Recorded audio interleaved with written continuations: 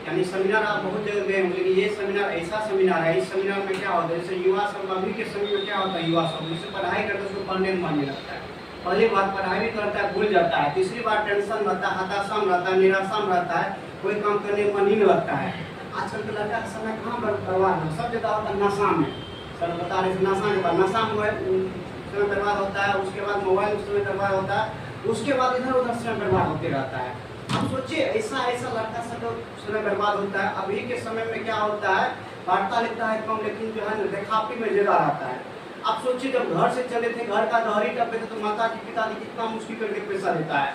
तो यही चीज को अच्छा करवाने के गायत्री मंदिर के प्रांगण में हर संडे को सुबह 8 से 10 सेमिनार होता है। आप सोचिए अगर उस सेमिनार में आइएगा तो आपका सोच अच्छा हो सकता है, अगर उस सेमिनार में आइएगा तो आपका चिंतन अच्छा हो सकता है, अगर उस सेमिनार में आइएगा तो आप माता पिता के सपना को स्वीकार कर सकता है। ऐसा बात नहीं है हमको जो है पढ़ लिख करके नौकरी ले लेना है, नौकरी तो अलग की बात है, होना या नहीं होना अलग की बात है, वो आपके स्किल पे, आपके डेवलप पे, आपके मेहनत पे, आपके संघर्ष पे निर्भर करता है। लेकिन सबसे पहली बात आप उस माता पिता जिन्होंने आपको अपना मेहनत करके पैसा देता है, जिन्होंने अपनी जवानी गला कर आपको जवान बनाया, जिन्होंने जिसके पास 5G मोबाइल नहीं रहता है आपको देता है 5G मोबाइल पढ़ाई करने के लिए। आजकल के लड़का और लड़की उल्टा पुल्टा दिला करता है। आप सोचिए इस चीज को कैसे ठीक किया जाएगा। यही चीज को ठीक करने के लिए वहाँ पर बाहर से मोटिवेटर आते हैं।